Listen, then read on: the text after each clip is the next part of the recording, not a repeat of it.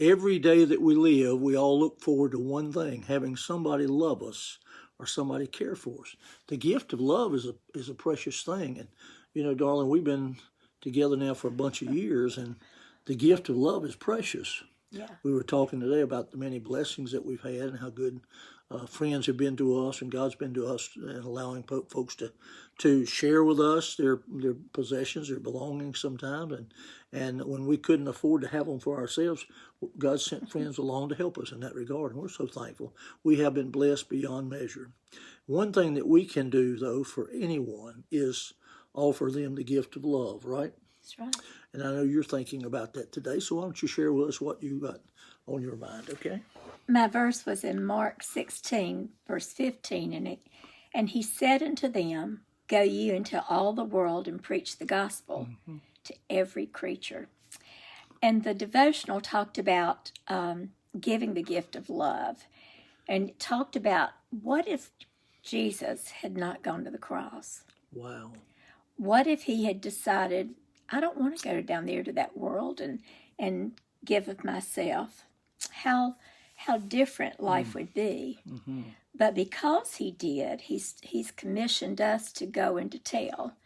Right. And so I was thinking about how sometimes, not in the last 4 or 5 years, but prior, in earlier marriage, when I was such a worrywart, and whenever I fretted, and it was like I couldn't concentrate on helping others because I was too wrapped up in the woe is me and how things are. And I think about how gracious God has been to take the worry and the fretting away.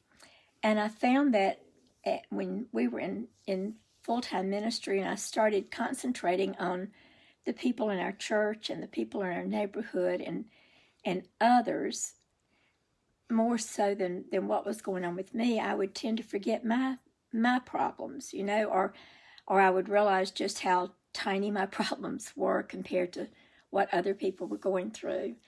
And it doesn't make it out that yours are not important, because they are.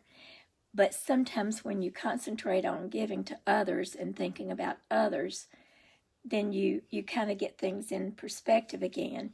We've got a situation on our hearts that we want to fix. We want to help somebody, and yet we realize that the best way to help is pray.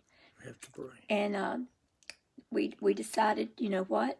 We're going to pray diligently and specifically that God would touch their heart, and that he would take hold of the situation, and that he would work his will, and then help us not to fret over it, but to love that person all we can, but love them enough to share Christ with them, and to know that he's got a plan and a purpose.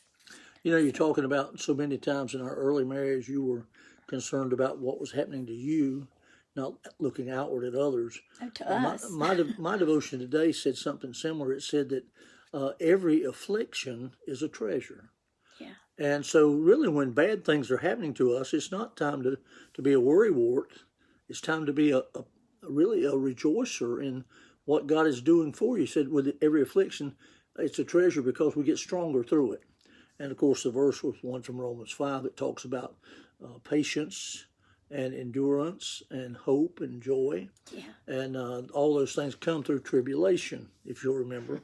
And so you used to tell me, don't ever pray for tribulation. No, don't pray for patience, because that means it's got to come through tribulation. And that's true. But every affliction can be a treasure, and the one thing we have to realize in our Christian walk is that we've got to love with a selfless love. It can't be about us. It ought to always be directed to somebody else.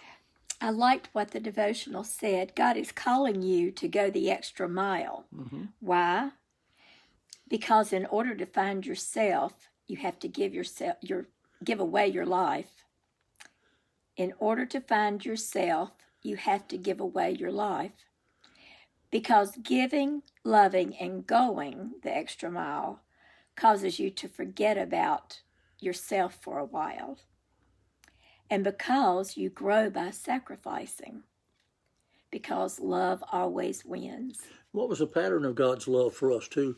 It was a selfless love. You mentioned, suppose Christ hadn't come, no doubt when he asked the Father to let this cup pass from him, if it be possible, he knew what was ahead, and he knew it was not going to be pleasant, but it was not about him. Nevertheless, not my will, but thine be done. Looking at what he could do for us, and of course, being obedient to the Father's will. We're to have that same type perspective.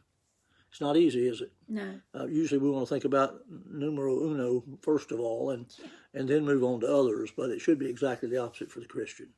Well, we have a special gift from God, the gift of love, and he's challenged us to give it away, to give it to other people, tell them about him and his goodness and his love for them.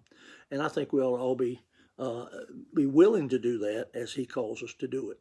Thank you, honey, for that good thought about love, the gift of love. Hey, friend, maybe you have been maybe a little selfish in your love. Let's begin to practice a selfless love, which is a pattern of God's love, as he loved us. Not for his sake did he do what he did, but he did it for our sake. And let us begin to love and live for others in that regard. Well, I hope that'll help you a little bit. And For God so loved the world. yeah, that's a good song, a little chorus we'll sing as we close out tonight. And hope you have a great evening. For God so loved the world, he gave his only Son to die on Calvary's tree, from sin to set me free. Someday he's coming back, what glory that will be. Wonderful his love to me. God bless you. Have a good evening. Hope to see you here again next time on Encouragement with the Johnsons. Good night.